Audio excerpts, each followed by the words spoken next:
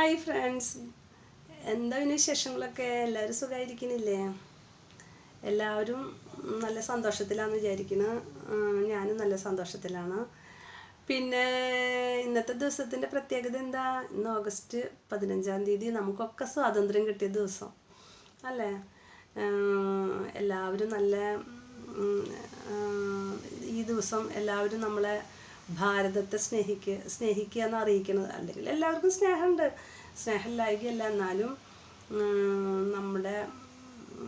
നമ്മളെല്ലാവരും ഒന്നാണെന്നുള്ള ഇത് ഒരു സന്തോഷം പങ്കുവയ്ക്കുന്ന ദിവസമല്ലേ? നാളെ കൊടിയുയർത്തലും ഒക്കെ ഉണ്ട്.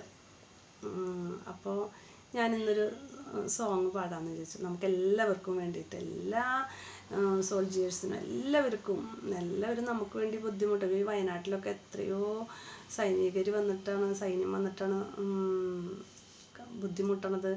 ഇപ്പോഴും അവർ കഷ്ടപ്പെട്ടുകൊണ്ടിരിക്കുക. ഇപ്പോഴും ഓരോരുത്തരങ്ങനെ കിട്ടിക്കൊണ്ടിരിക്കുകയാണ് ഓരോ പാർട്സുകളും. എന്താ ചെയ്യാം, നമ്മൾ സഹിക്കല്ലാതെ വേറെ നിവൃത്തിയൊന്നുമില്ല. അർജുനെ കാണാണ്ടാണെങ്കിൽ അതങ്ങനെ. അർജുനന് ഇതുവരെ കിട്ടിയിട്ടില്ല. ഇപ്പം എന്തോ വണ്ടിയിൽ ജാക്കി എന്തോ കിട്ടിയെന്നൊക്കെ പറയുന്നുണ്ടല്ലേ? അല്ല, നമ്മളങ്ങനെ വിഷമിക്കുകയാണ്. അപ്പോൾ അവരുടെ വിഷമം എന്താവും ഒക്കെയായിട്ടും നമ്മൾ പങ്കുചേരുന്നുണ്ട്. അപ്പം നമുക്കിന്നൊരു അവർക്കെല്ലാവർക്കും വേണ്ടിയിട്ട് കേട്ടോ ഒരു പാട്ട് പാടാം. പാട്ടല്ല, ഒരു പ്രയർ. വന്ദേ മാതരം, വന്ദേ മാതരം, സുജലാം സുഫലാം മലയജ ശീതളാം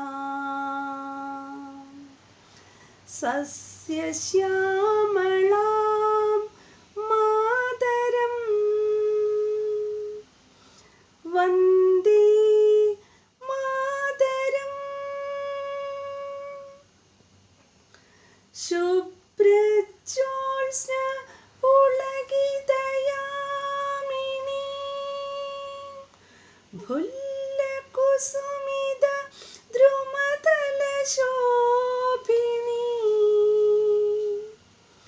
സുഹാസിനി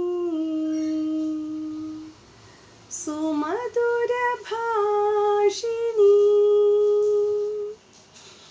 സുഗതാം വരദാം മാതരം, വന്ദേ മാതരം,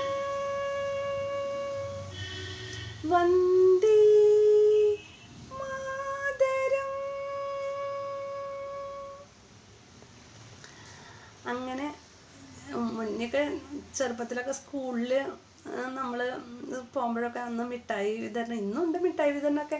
എന്നാലും അന്നൊക്കെ ഭയങ്കര ഒരു ദിവസത്തെ ഒരു പ്രത്യേകത.